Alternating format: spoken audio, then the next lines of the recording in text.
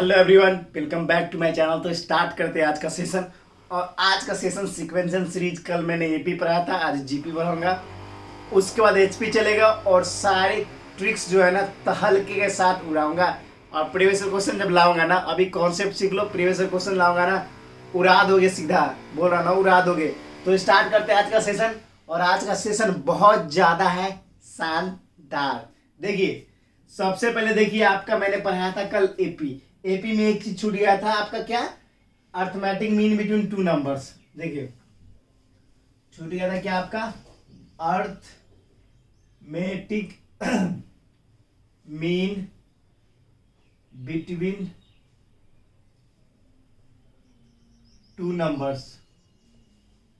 Arithmetic mean between two numbers. तो क्या होता है आपका अर्थमेटिक मीन? होता है a plus B by two. इसको लिख सकते हैं M is equal to A plus B by two. ठीक है, ध्यान रख लो। आपको क्वेश्चन पूछ देगा कि find the arithmetic mean between 6 and 7। तो 7 प्लस 6 बाई टू 13/2 लिख सकते हो ना, तो 6.5 हो जाएगा। तो उसी तरह से आप कर सकते हो। जैसे आपका ए की वैल्यू दे दिया 16, बी का वैल्यू दे दिया 18, तो आपसे फाइंड किया M is equal to what? तो एम इज इक्वल टू क्या हो जाएगा आपका? 16 plus 8/2 is equal to 24/2 is equal to 12। ठीक है, समझ में आ गया? अब देखिए, अब बात करते हैं जीपी के बारे में, ज्योमेट्रिकल प्रोग्रेशन के बारे में। तो ज्योमेट्रिकल प्रोग्रेशन सबसे पहले समझने से पहले आप एक बात समझिए। पहले उसका ज्योमेट्रिकल प्रोग्रेशन को समझने से पहले एग्जाम्पल समझिए। ज्योमेट्रिकल प्रोग्रेशन, ज्योमेट्रिकल प्रोग्रेशन को समझने से पहले एक बात ध्यान में रखिएगा। आपको किस बातों को ध्यान में रखना है? देखिए, ज्योमेट्रिकल प्रोग्रेशन आखिर होता क्या है? ज्योमेट्रिकल प्रोग्रेशन वो प्रोग्रेशन है जिसका कॉमन डिफरेंस जो होता है रेशियो के बराबर होता है। कहने का मतलब है, देख लीजिए, मैंने लिया क्या? मैंने लिया 1/3 -1/2, उसका 3/4 9/8। ठीक है, ले लिया, ये ले लिया। अब आपसे पूछा जाए, अगर आपसे पूछा जाए कि इसका d क्या होगा, d is equal to common ratio क्या होगा, तो क्या बोलोगे आप? -1/2, माइनस मत लिखो, 1/2 1/3, तो क्या हो जाएगा? 3/2। कॉमन डिफरेंस क्या हो जाएगा? 3/2। अगर यहीं पे आपका दे दिया जाए कि a क्या होगा, तो आप क्या बोलोगे? 1/3। तो ध्यान से देखना, ये पहला d1 मैंने निकाला। अगर आप d2 इसके बीच निकालोगे, देखो d2 इसके बीच निकालोगे 3/4 बटा में 1/2। देखो क्या हो जाएगा आपका? 2 से 2 कट गया, 3/2 होगा। जितना d3 निकाल के देखो आप, 9/8 बटा में 3/4, 4 दूना 8, 3 तिहाई 9। मतलब रेशियो जो है सेम आ रहा है, सबका रेशियो सेम आ रहा है। अगर बात की जाए, अगर अर्थमेटिक प्रोग्रेशन में क्या करते थे? एपी में आप करते थे क्या कि दे रखा है 2 4 6 8, तो डिफरेंस निकालने के लिए 4 - 2 is equal to 2, d2 is equal to 6 - 4 is equal to 2, आपका d3 is equal to 8 - 6 is equal to 2। सबका डिफरेंस भी सेम हो रहा था, यहाँ पर भी सबका कॉमन डिफरेंस सेम होगा, लेकिन रेशियो में होगा। ध्यान में रखना, ठीक है ना? Geometrical progression. अब इसके जनरल फॉर्मूला क्या होता है? जनरल फॉर्मूला क्या होता है वो जानना जरूरी है। इरेजर कहाँ भागे? यहाँ पे देखो।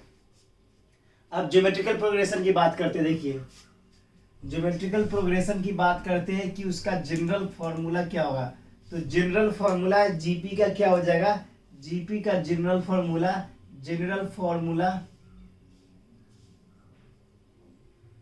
क्या हो जाएगा जीपी का?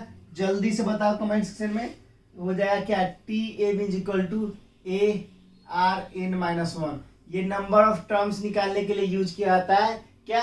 नंबर ऑफ टर्म्स निकालने के लिए। कभी कभी आपको n इज इक्वल टू 6 दे दिया जाएगा, कभी n इज इक्वल टू 7 दे दिया जाएगा, कभी a की वैल्यू दे दी जाएगी और आपको r निकालने के लिए बोल जाएगा। आसानी से निकाल सकते हो, ठीक है ना? टर्म कभी कभी निकालने के लिए पूछ सकता है, ठीक है? तो ये बात समझ के रखो। अब देखो, अब अगला कुछ क्वेश्चन करते हैं। देखो अब आगे कुछ क्या करते हैं, आपका आगे करते हैं selection of term of GP. GP का सिलेक्शन ऑफ टर्म, एक एक चीज एक एक पॉइंट जो आपके एग्जाम में आया ना वो सारे नोट्स बना के लाओ ताकि आपको कोई भी तकलीफ ना हो। और एयरफोर्स के एग्जाम में किस क्वेश्चन पूछा गया था 9 महीने पहले, वो फॉर्मूला बताऊंगा, जिगर में डाल लेना, उससे एक क्वेश्चन आया था। देखो अब इधर आओ, अब देखो यहां पर अब मान लीजिए कि लास्ट टर्म आपका दे दिया t N is equal to दे दिया जा 18 दे दिया, आपको ए इज इक्वल टू 6 दे दिया, उसके बाद आपको एन की वैल्यू दे दी कितना 6 दे दी, तो आर क्या होगा, तो क्या क्या कैलकुलेट करोगे, T N is equals to A R के -1, टी एन की वैल्यू 18, ए की वैल्यू 6 और आर की वैल्यू निकालनी है, और एन -1 तो आर की पावर क्या हो जाएगा 5 हो जाएगा।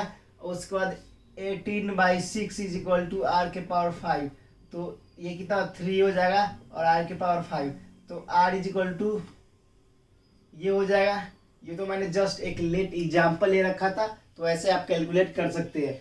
अब देखो अब सिलेक्शन ऑफ टर्म क्या होगा किसमें, जीपी में। जीपी में सिलेक्शन ऑफ टर्म क्या होगा, सो देखो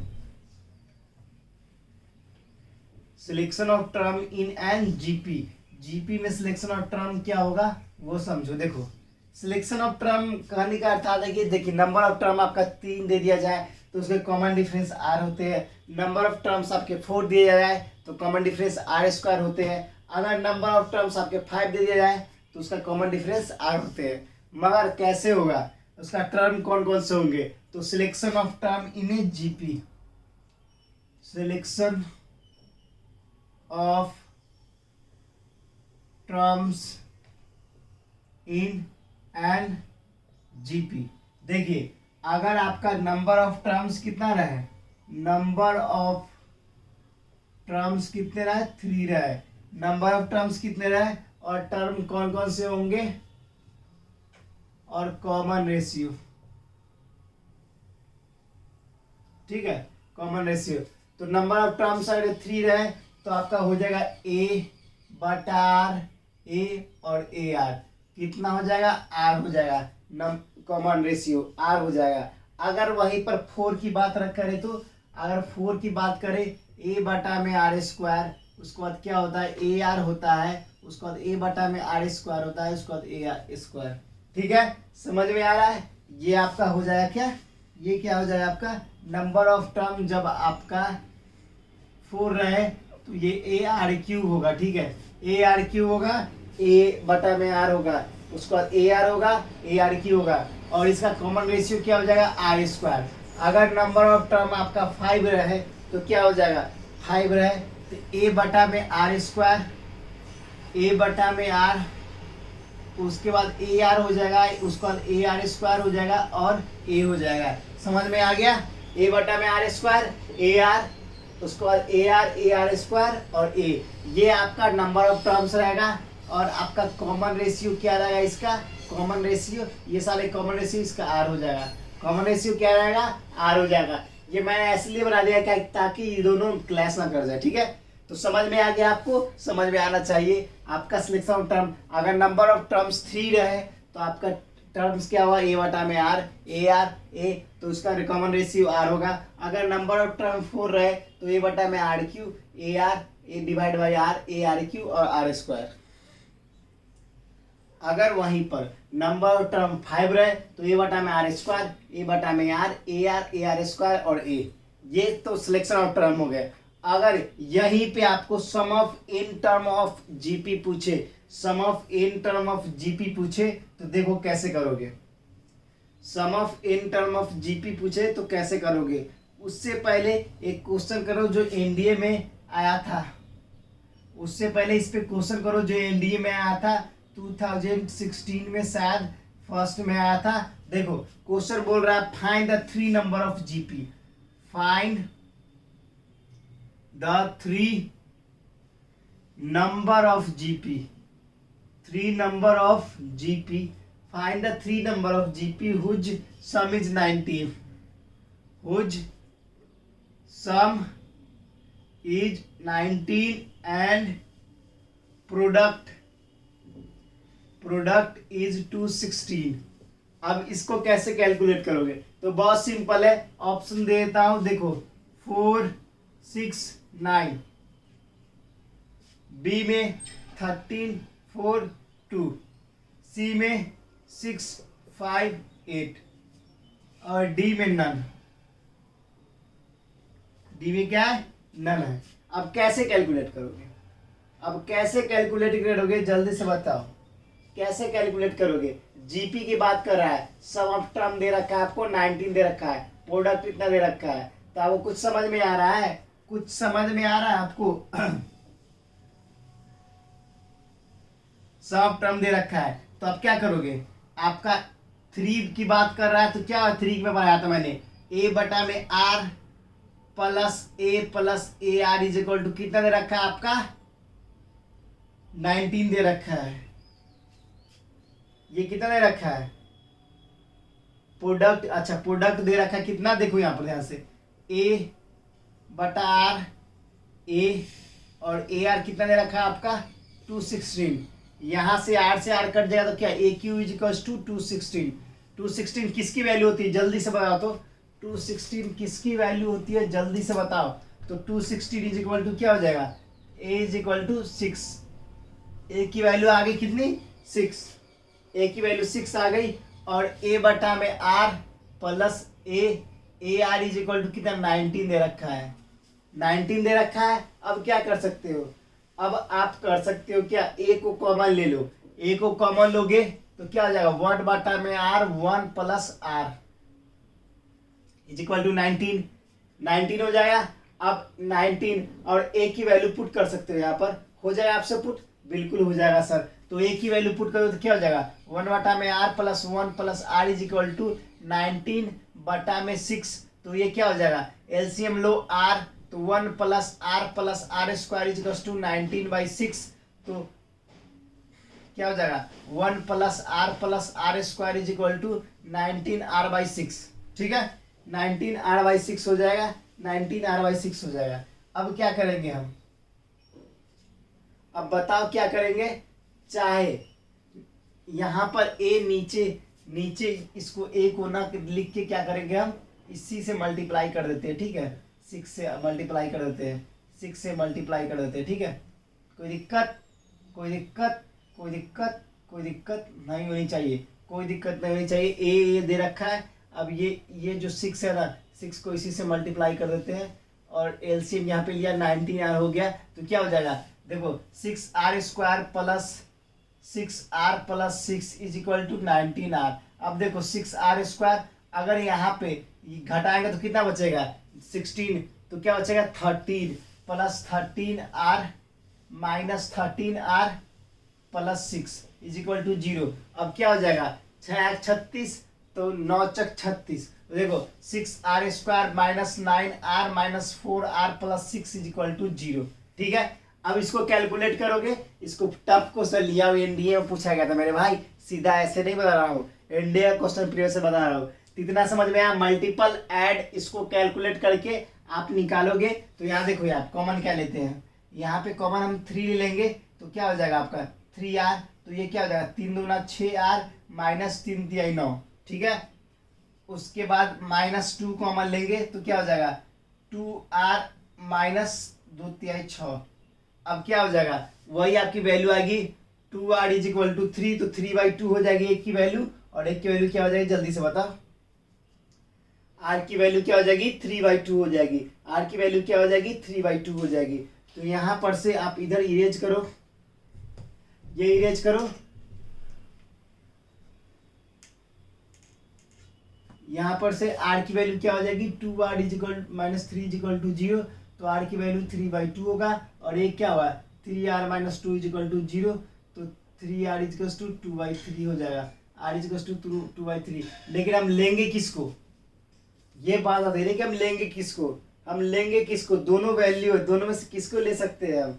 जल्दी से बताओ, जल्दी से बताओ, जल्दी से बताओ। तो दोनों को लेंगे, क्योंकि दोनों पॉजिटिव आया है। तो r इज इक्वल टू लेंगे 3/2, तो क्या आ जाएगा आपका? जल्दी से बताओ तो। r इज इक्वल टू 3/2 आ जाएगा। तो नंबर क्या हो जाएगा, देन नंबर क्या होगा, नंबर क्या होगा जल्दी से बताओ। r इज इक्वल टू 3/2 लेते हैं तो आपका नंबर कौन कौन से हो जाएगा, तो a क्या हो जाएगा आपका, एक था a बटा में r और a r, तो a आपका क्या हो जाएगा, एक तो a आपका 6 हो जाएगा और एक हो जाएगा क्या 6 3/2 हो जाएगा और दूसरा क्या हो जाएगा 6 इंटू 3/2, तो ये क्या हो जाएगा 6 और 3 दूना 6 दूना 12 4 हो जाएगा ये, और ये क्या हो जाएगा 2 कट जाएगा तो 6 हो जाएगा, तो 646 एक का आएगा कितना 646 कैसे आ गया भाई 3 3 9, यहाँ 3 से कटेगा, यहाँ 649 आ जाएगा, ठीक है एक नंबर। और दूसरा कितना आएगा, अगर दूसरे की बात करें r इज इक्वल टू 2/3 तो क्या हो जाएगा आपका, एक तो 6 होगा, दूसरा a बटा r, एक की जगह पे क्या पुट करेंगे, एक की जगह पे पहले a बटा r और a r, तो a तो 6 हो जाएगा आपका और a बटा में r क्या होगा आपका, a बटा में 6 बटा में 2/3 तो कट जाएगा, कितना हो जाएगा आपका, और उसके बाद ये काटोगे इसको तो क्या हो जाएगा आपका, ये हो जाएगा 6 इंटू 3/2 द्वितीय 6, मतलब एक 9 हो जाएगा और एक तीसरा क्या हो जाएगा आपका, तीसरा देखो तीसरा आपका हो जाएगा क्या 6 इंटू 2/3 कट जाएगा तो क्या हो जाएगा आपका 4।